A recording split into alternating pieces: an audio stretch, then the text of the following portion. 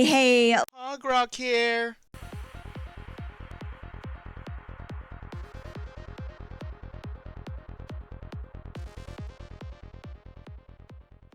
So, I was just browsing YouTube about, I think it was one day ago now, to see what kind of content conservatives were making, because I like dropping in, keeping an eye on what they talk about and stuff.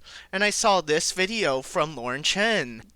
Gay for politics and attention. Fake LGBT progressive study says yes. Just as a side note, by the way, look at that view count. That's fucking pathetic.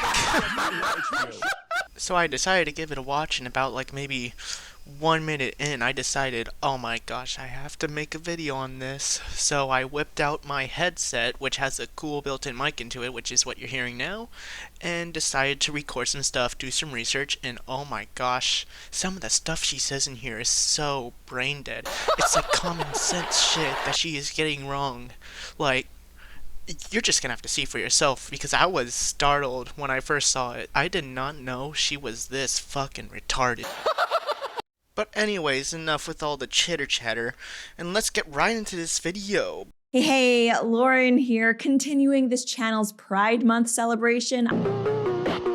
And I thought today we could look over some data that seems to suggest that a large portion of the young people who today call themselves LGBT aren't actually LGBT and instead are only identifying as such for political reasons. Or, of course, there is also always good old-fashioned attention-seeking,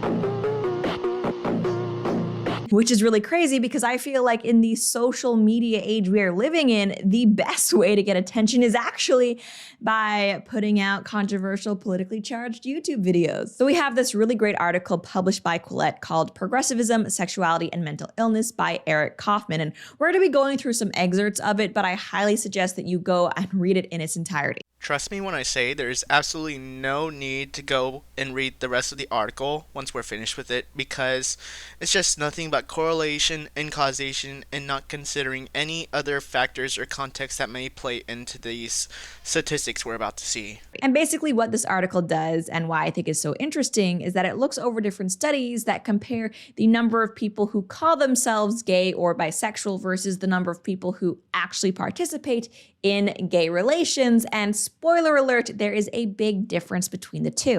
Something you're going to be noticing a lot throughout this video of me covering her is that I'm going to be repeating some talking points a lot, mainly talking about why there isn't that much homosexual behavior between the LGBT and stuff like that. But it's mainly because she keeps repeating herself over and over, because basically what she's trying to imply is correlation equals causation. That's literally all it is. And I'm going to show how that is by providing some context into some of these statistics and reasons why some of this might actually be happening, along with a very simple common sense reason that you're going to be hearing a lot throughout this video. As we have gone over before in previous videos, the LGBT community is seemingly exploding. And as Eric explains in his article, a recent Gallup survey found that roughly 21% of Gen Z Americans who have reached adulthood, those born between 1997 and 2003, identify as LGBT. That is nearly double the proportion of millennials who do so, while the gap widens even further when compared with older generations. Also, Abigail Schreier, meanwhile, reports a 1,000-fold increase in trans identification. Before we move on, I want to check the credentials of this Abigail Schreier lady just to see if Quillette is citing anybody with any actual credentials on this topic.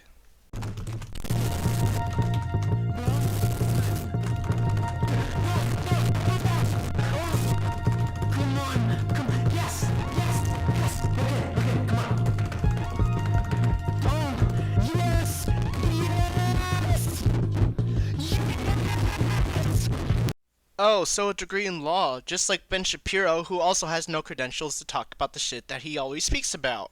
Wonderful.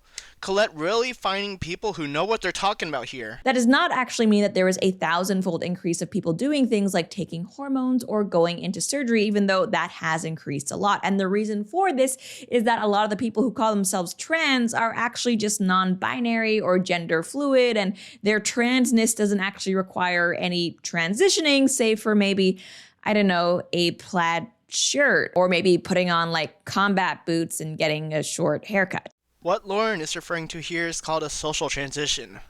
Social transition is when a person changes their gender expression, match their gender identity. Say, for example, a biological male now identifies as a woman. What they would do is present differently by wearing feminine clothes, getting voice trained to sound like the opposite gender, possibly getting hormone therapy depending on their budget, and stuff like that. Social transitioning is shown to be a viable option alongside gender surgery. While we don't have any specific studies or surveys asking why trans people don't get these surgeries, all we have to do is look at the cost of these surgeries to see how much they are to be able to see what the reason probably is. So, like, gender surgeries can go into the 5-digit figures and possibly even 6-digit figures, depending on how much you want done to you. And while some insurance companies might cover these surgeries, not all of them do, so you're kind of just shooting in the dark. And considering most Americans can't even afford a medical emergency, it's pretty safe to conclude the reason trans people don't get these surgeries most of the time is due to the cost of these surgeries. Basically, what I'm referring to is trans trenders, people who call themselves trans pretty much because it's the cool thing to do. Well, it turns out that a similar phenomenon is also happening with sexuality, i.e. people wanting to call themselves gay or bisexual or pansexual or whatever it may be so they can be part of the LGBT community. But meanwhile, if you actually look at their behavior, they are just straight, just like a trans trender might actually just be a tomboy. She's going to reiterate this point a lot in this video because that's pretty much the only argument she has in favor of this position of, oh, bisexuals are actually straight. But let me disprove this with some very, very common sense logic.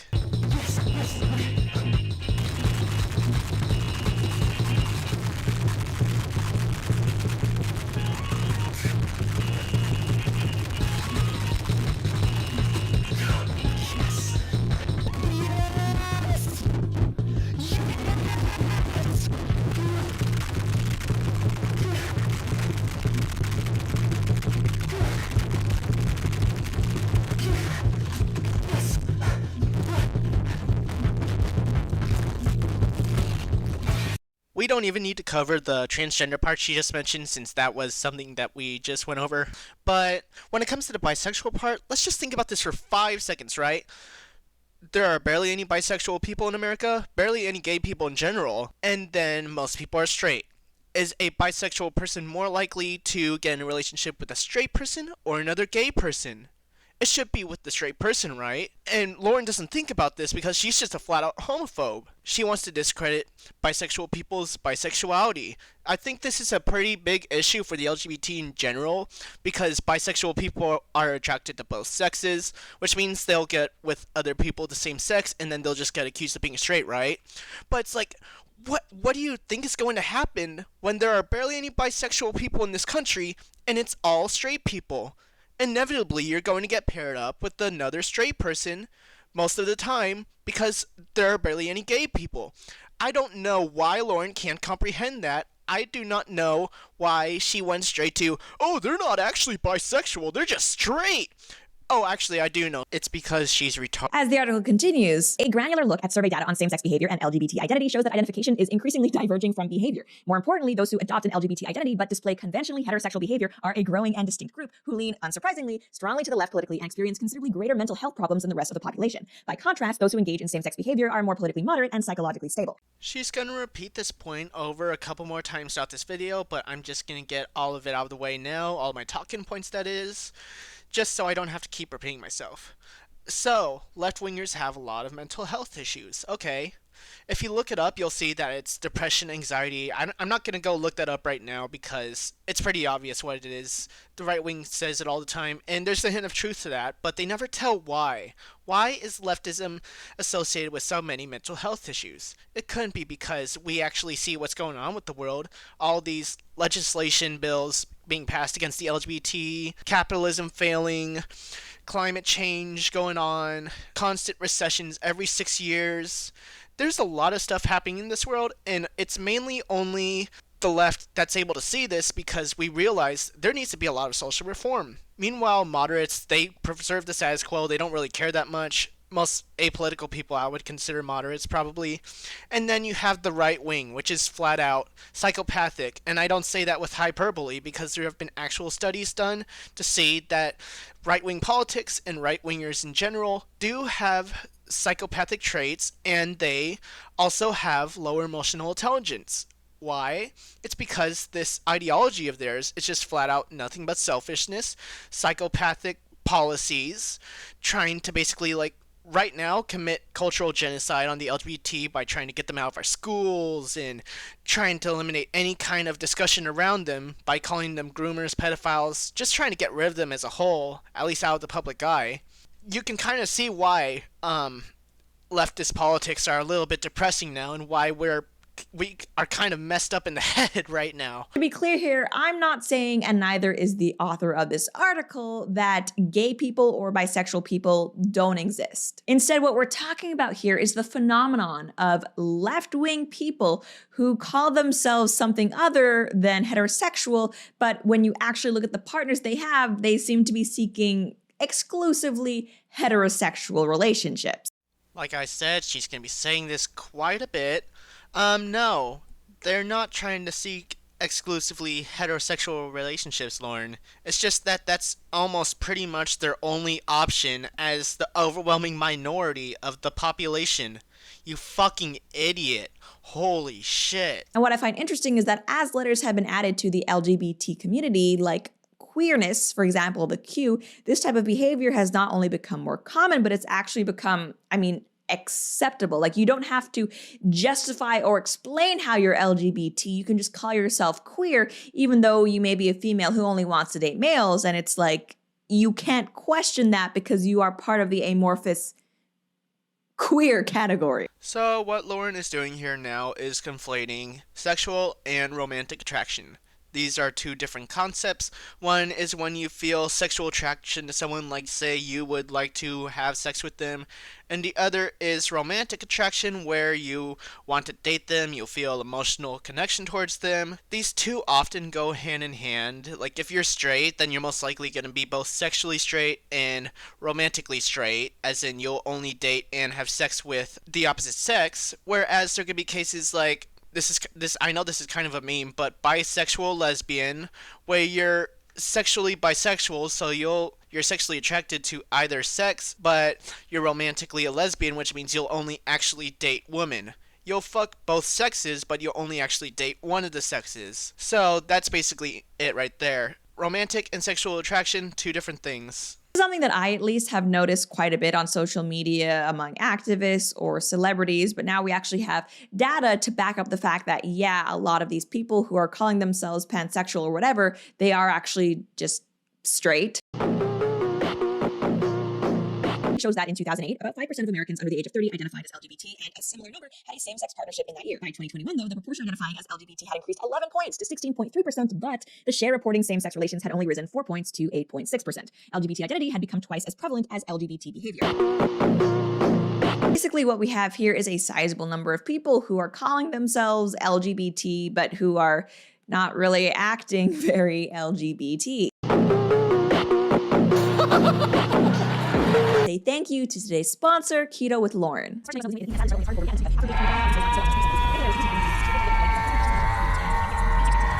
you kindly find a wall to slam your face into until your brain rearranges itself into a more, cogitative state? Are you fucking kidding me? All right, so to sum up, with people under 30, basically we got a bunch of people saying they're part of the LGBT community without actually acting LGBT. So now the question is, why? And that's kind of hard to answer, especially on an individual level, but we do have some more telling figures to go over. As Kaufman continues, and I quote, "The trend toward greater LGBT identification has been particularly pronounced for young women, among whom there are 3 bisexuals for every lesbian in the 2018-21 period. Among young men, on the other hand, gays outnumber bisexuals, and the LGBT total is only half as large as it is for women." So the explosion in LGBT identification has happened way more among women than among men, which really is not surprising for several reasons. The first off being that women's sexuality is way more fluid and easily influenced by society than men's. And the reason why I say this is because a while ago, I actually did a video talking about nature versus nurture when it comes to same-sex attraction. I have no idea what that has to do with women's fluid sexuality, but okay, a little bit of a non sequitur, but go on. And we looked over some studies that looked at twins where at least one of the twins was gay or bisexual. And you see, if being gay or bisexual was something in your genes and you were just born that way, what we would expect to see with twins, identical twins specifically, is that there would be a 100% chance of both twins being gay or straight or bisexual. But as it turns out, that's not the case. What Lauren's trying to say here, and what I don't think she really elaborated on that well, was the idea that if there is a gene that would make you gay, then both twins would have the same sexuality because they both have identical genes, right? Well, that's not actually the case. Recent data shows that twins don't always have the same kind of DNA. They sometimes do, but there's other times where they have different mutations in the womb, like different kinds of little genetic factors that mix up and everything, so they don't actually have 100% identical DNA. You do have situations where one identical twin might be straight and another might be gay, indicating that nurture, at least for some people and to some extent, does affect sexuality. And what is really interesting is that having different sexual preferences among identical twins is actually way more common for women than it is for men, meaning that when it comes to sexual preferences, women's are more easily influenced by nurture than men's. The likely reason that they're more influenceable than men's is probably because of a massive push for feminism and women being more free to do what they want and stuff, but men haven't seen that kind of push for their gender. They are still restricted to traditional gender roles. They can't really do much. While, like I said, women are able to be feminists, they're able to go out and do what they want, more empowering, stuff like that is probably plays a large role into it, to say the least. Already being familiar with that study is the first reason why I'm not surprised by these numbers. But the second thing is that because women more so than men tend to be left-leaning and progressive politics now are so pro-LGBT whatever, if progressive people are just saying that they're LGBT for attention or to seem marginalized or trendy or whatever it may be, it would make sense that this would happen more among women because more women are progressives. She said this argument like, what, 4 or 5 times now? So let me just sum it up real quick, just in case she didn't get it or she watches this somehow and doesn't get it still. There are barely any bisexual people on the planet. There are a bunch of heterosexual people. Which is a bisexual person more likely to meet up with and date? A heterosexual person or a bisexual person? Given the amount of bisexual and gay people out there, it's way more likely that they'll end up dating a heterosexual person.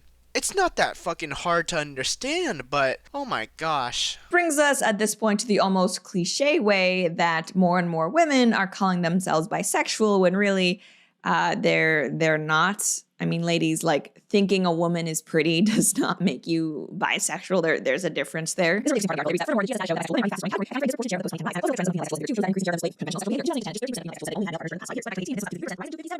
Most young female bisexuals today are arguably LGBT in name only. Yeah, you heard that right, folks. This was not always the case, but today the term bisexual amongst young women has become so watered down that most of these young women who call themselves bi actually exclusively have male partners, which is really not a surprise for anyone who's been around young white women or specifically young white women in college.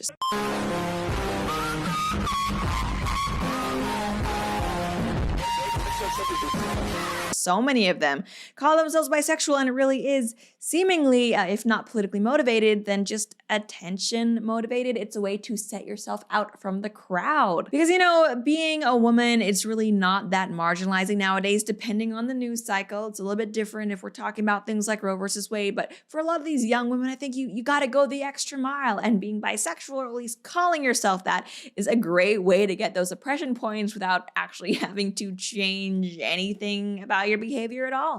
Your IQ is dwindling every second that you're alive. Your brain cells are dying, okay? And I do appreciate how this article specifies that this trend of changing how you identify while still being cisgendered, i.e. not trans, and straight. It really is something that's happening specifically among left-leaning young people. This is not all young people. Well, yeah, because very left-leaning people aren't really afraid to come out about being LGBT compared to, like, conservative people, conservative young people too, because LGBT stuff is disavowed, condemned, and seen as a sin by a lot of the right. So, of course, left-leaning people are going to be able to come out and be a lot more okay with it than, like, maybe even moderates or conservatives, possibly even moderates. According to the GSS, the LGBT share rose from 11 to 34% between 2008 and 2021 among very liberal young people, which is a 23% increase, huge, but the share increased from only 3 to 9% among the slightly liberal, moderate, or conservative, who make up around 4/5 of the total. So this explosion of LGBT identifiers,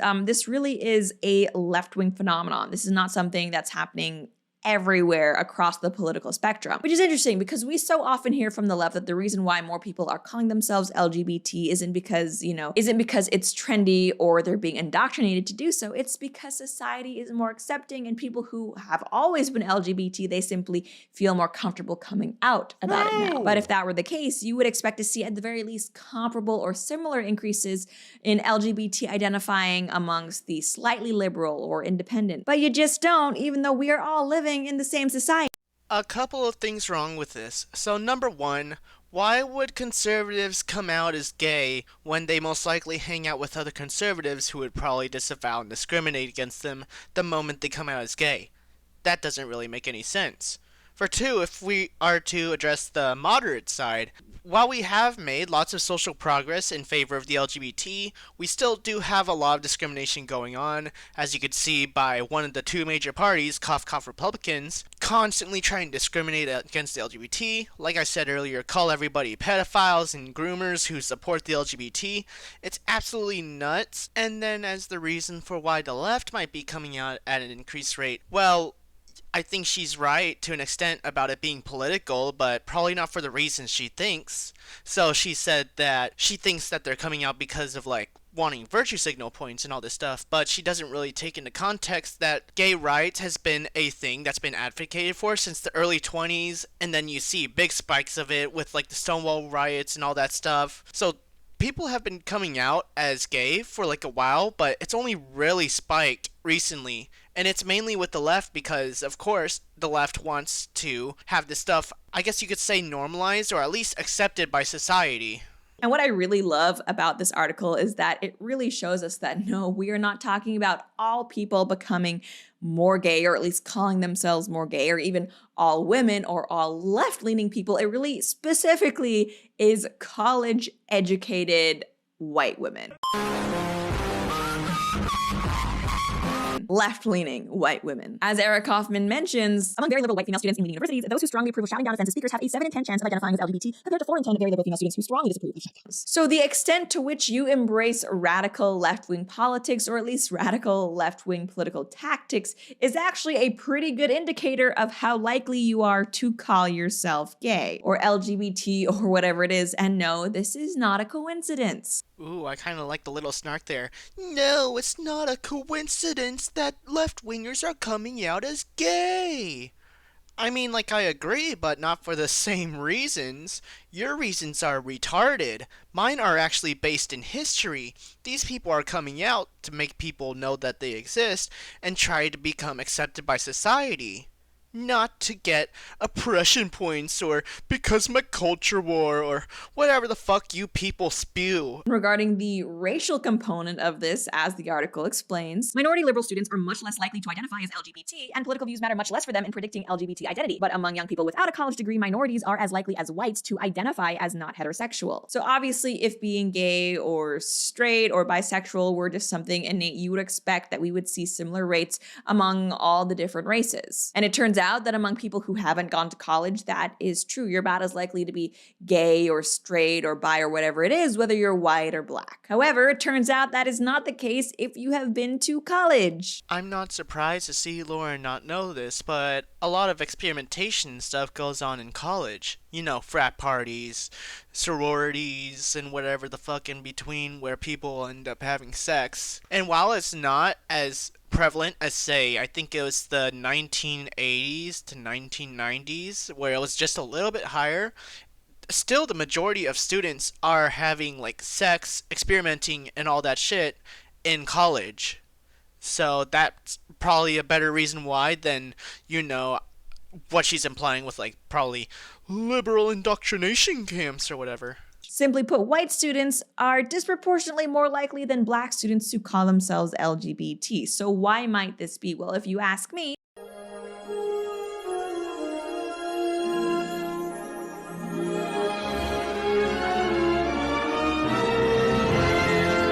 because a black student, well, they already have a pretty good trump card when it comes to the oppression pyramid. I mean, BLM, it's a big thing being black when it comes to, I don't know, claiming liberal victimhood. Oh my fucking gosh, make it stop. Okay. So, Lauren says, oh, they don't have to identify because they already got the victim card for BLM and Black Lives Matter and stuff. Wrong. It is dead wrong. It's the complete fucking opposite. Black LGBT people are gonna face even worse discrimination than heterosexual black people. Double the minority status, double the discrimination. That should kind of be common sense, but I'm going to slap some data onto the screen right now just to back it up. Holy fuck. Holy fuck. This video's almost over. Thank goodness. Oh my gosh. This fucking lady is retarded. Same is not true for white people. So it's like, what are you to do if you are a liberal white female college student? I mean, you're in college, so that right there means you're probably pretty wealthy, pretty lucky, frankly, considering most Americans don't go to college. People aren't really going to college that much because they could see that it's a borderline scam at this point. You take a look at the student loan debt, which is over $1 trillion now, and then you combine that with the fact that most people can't afford to pay out of pocket, so they use their parents' savings, and the rest of it is scholarships and grants. And just go back to savings real quick. I don't even know how much of that is just to be able to pay off some of the loans, or if it's out of pocket to pay the entire thing, or what. There's a reason people don't go to college anymore, and there's a reason why college is becoming less and less of a thing people want to do. I mean, and leftists crave these oppression points, and those ladies just don't have that many. The best way to get them, apparently, and I think if you ask these people, probably by identifying as LGBT. And I guess if I had to sum up this whole video, it would be that, well, maybe some concern. We're making the mother of all agendas here, Lauren. You can't fret over every queer.